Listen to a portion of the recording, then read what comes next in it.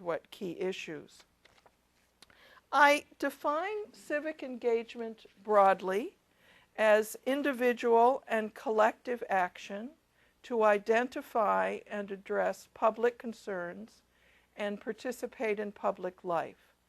Civic engagement can, as you know, be political by, for example, discussing and taking stands on public issues, advocating with government for particular public policies, or civic engagement can be non-political, volunteering, belonging to a community church or a cultural or religious group. And my interest in building democracy at the local level leads me to focus my research on, quote, political civic engagement. Civic engagement in Somerville, as in many locales, occurs largely through voluntary associations, which civic engagement scholars define as the heart of civil society. Civil society is one of those much used, overused, sort of everything becomes civil society. But there is a clear literature which I think defines civil society as that realm outside the state and in partial independence from the state, where people can organize themselves independently or at least beyond the direction of the state. Voluntary associations are freely formed membership groups, and they're different from more formal nonprofit organizations because associations rely largely on volunteers, and they typically have a less formal, less hierarchical structure. I'm not really going to talk about the internal structure of the. I argue that civil society voluntary associations can, at least at times, become genuine political actors that take part in the actual making of public decisions. In other words, in actual governing. Thus, the title of my talk, Does Only Government Govern? My answer being no, not only government governs. A voluntary association whose story that I'm going to tell you, but I wanted to give you that definition.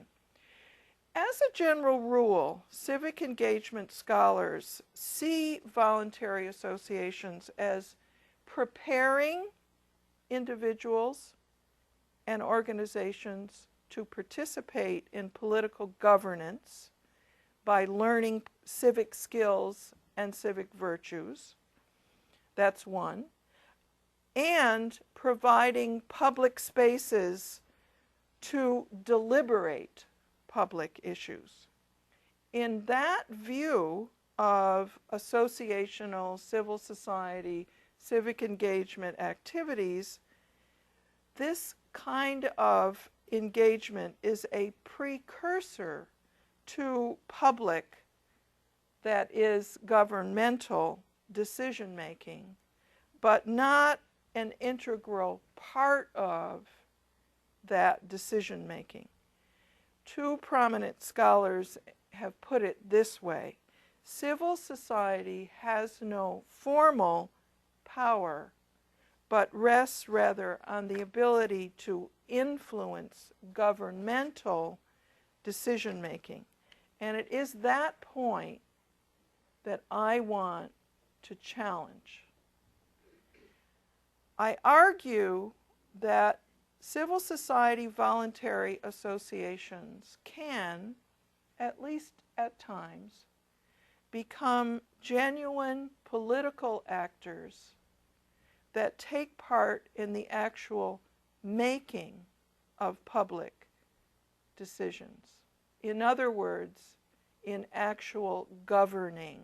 Thus, the title of my talk, Does Only Government Govern? My answer being no, not only government governs.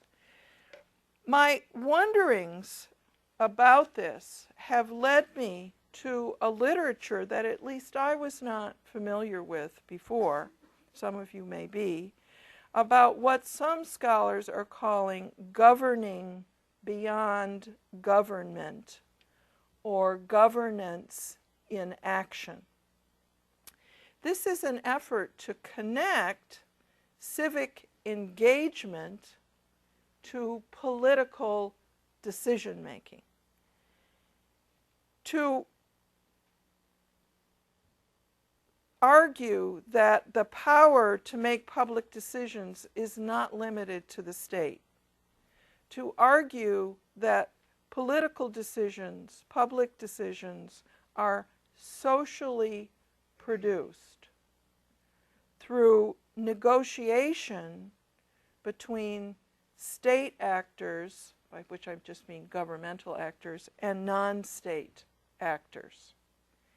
Elected and appointed governmental officials and engaged members of communities, usually through voluntary associations, actively negotiate and adapt in an ongoing way to one another's positions on important public issues. In this way of thinking, agreements about public issues emerge as decisions made both by those elected to positions of state authority and by those outside the state who challenge them. Governance beyond government thinking, then, sees governing as a process of collective action, public decision-making that occurs both inside and outside government. So this is in no way an anti-government argument, nor am I arguing that this is a substitute for. I'm aware, and you are aware too, that much of civil society thinking is actually anti-state and sees this as superior to the state and has been used in that way. That's not where I'm working. Conventional views limit governance to actions by government. So I'm talking about governance as an outcome of ongoing engagement by multiple actors. This is a rethinking of the relationship between civil society and the state. And it's consistent. Some of you may be familiar with the work of Harry Boyd at the University of Minnesota. It's consistent with Harry Boyd's ideas of democracy not being simply about a democratic government, but a democratic society. So that's this whole vein of thinking that I'm locating my work in.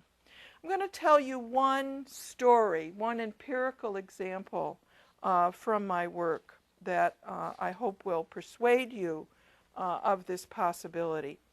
Actively involved Somerville residents that I interviewed in the past couple of years told me that most of the civic engagement in this city today is taking place around major redevelopment sites.